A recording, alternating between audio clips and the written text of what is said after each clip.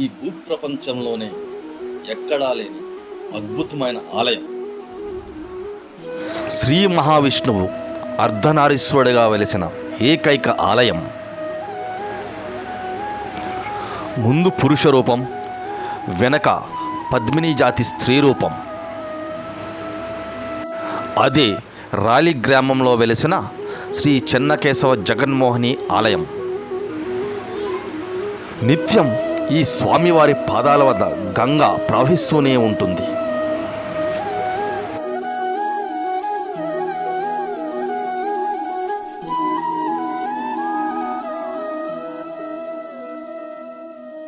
దేవదానులు క్షీరసాగరాన్ని మదిస్తుండగా ముందుగా లక్ష్మీదేవి, తరువాత ఐరావతం, తరువాత అమృతం ఆవిర్భవిస్తాయి. ఈ అమృతాన్ని ఎలా పంచుకోవాలని దేవదానవులు ఇద్దరు ఘర్షణకు దిగుతారు. అప్పుడు శ్రీ మహావిష్ణువు జగన్మోహిని రూపం దాల్చి దేవదానవుల మధ్యలో వయ్యారంగా వచ్చి నిల్చుంటారు. ఈ జగన్మోహిని రూపాన్ని చూసి మంత్రముగ్ధులై దానవులు ఆశ్చర్యచకితులై చూస్తూ ఉండిపోతారు. ఈలోగా జగన్మోహిని, మహావిష్ణు రూపంలో ఉన్న జగన్మోహిని దేవతలకు అమృతం పంచి ఆవిడి మాయమైపోతుంది. ఈ విషయం తెలిసిన ఆ కలహబోధనుడు నారద మహర్షి పరమశివునికి ఈ విషయాన్ని వివరించాడు. అప్పుడు ఆ మహాశివుడు, మనోనిగ్రహం లేని నీలాంటి వాళ్ళు విష్ణు మాయకు లోనవుతారు, కానీ నాలాంటి వైరాజు లోను కవరు అని వివరించాడు. నాలాంటి వైరాగి అటువంటి సౌందర్యానికి లోను కాడు అని చెప్పాడు. ఆ పరమశివుడు అంతటితో ఆగక ఆ మహావిష్ణువుని ఈ జగన్మోహిని రూపాన్ని చూపించమని కోరాడు. అప్పుడు శ్రీ మహావిష్ణువు జగన్మోహిని రూపాన్ని దాల్చి ఆ మహాశివుడు ప్రత్యక్షమవుతాడు. అప్పుడు ఆ మహావిష్ణువు యొక్క జగన్మోహిని రూపాన్ని చూసి ఆ మహాశివుడు ఆశ్చర్యచకితుడై,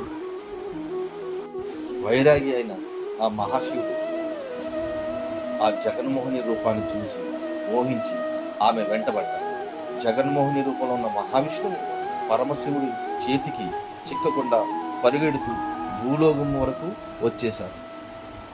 ఒకచోట ఆ పరమశివుడు వెనక నుండి జగన్మోహిని భుజం మీద చెయ్యి వేసి పట్టుకోగా ఆ వెనుక భాగం అంతా జగన్మోహిని శిలారూపంగా మారిపోయింది. ముందు భాగం పురుష రూపంలో మహావిష్ణువుగా అలాగే ఉండిపోయాడు. అలా శిలారూపంలో భూమి మీదే ఉండిపోయారు.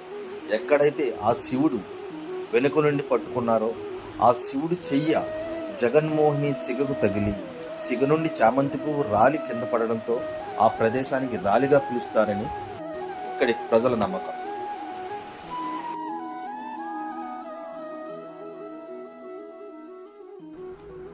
పరశురామ, రామ, బలరామ, బుద్ధ, కలికావతారులు, తుంబ్ర నారదులు, కిన్నర కింపురుషులు పుష్పమాల వేస్తున్నారు. రంభ, ఊర్వశి నాట్యం చేస్తున్నట్లుగా ఇది పురుష రూపం.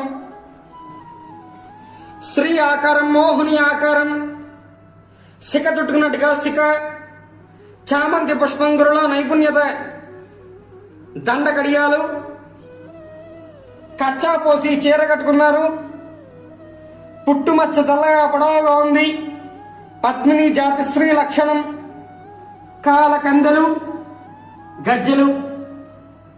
ఇది స్త్రీ ఆకారం. 11వ శతాబ్దంలో గండచోళుడు అనే ఒక రాజు పరిపాలించేవాడు. ఒకనాడు ఆ రాజు అడవికి వేటకు వెళ్ళగా అలసి చెట్టు కింద విశ్రాంతి తీసుకుంటుండగా నిద్రలో జారిపోయాడు. ఆ నిద్రలో కొంతమంది భక్తులు హరినామ స్మరణ చేస్తూ వెళ్తుండడం ఆయనకు అనిపించి కళ్ళు తెరిచి చూడగా అక్కడ ఎవరూ లేకపోవడంతో ఆయన ఆశ్చర్యచకితుడయ్యాడు. అలా రాజు రాజ్యానికి తిరిగి వెళ్ళిపోగా ఒక రోజు రాత్రి కలలో శ్రీ మహావిష్ణువు కలలోకి వచ్చి, ఓ రాజా, నువ్వు రథాన్ని సిద్ధం చేసి నీ రాజ్యం చుట్టూ తిప్పమని తిప్పుతున్నప్పుడు నీ రథచక్రం నుండి ఒక శీల జారి పడిపోతుంది. ఆ శీల పడిపోయిన ప్రాంతంను త్రవ్వించమని, అప్పుడు నేను శిలారూపంలోనికి ప్రత్యక్షమవుతానని, అక్కడే నా గుడి కట్టించమని కోరసాగారు శ్రీ మహావిష్ణువు కలలో.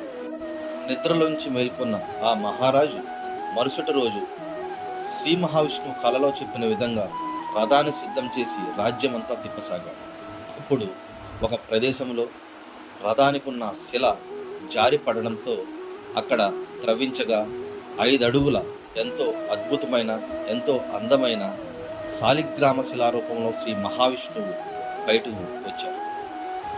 ఆ 5 అడుగుల శాలిగ్రామ శిలారూపాన్ని చూసి ఆ మహారాజు ఆశ్చర్యచకితుడై ఎంతో భక్తి శ్రద్ధలతో మందిరాన్ని నిర్మించారు వ్యాలీ గ్రామంలో.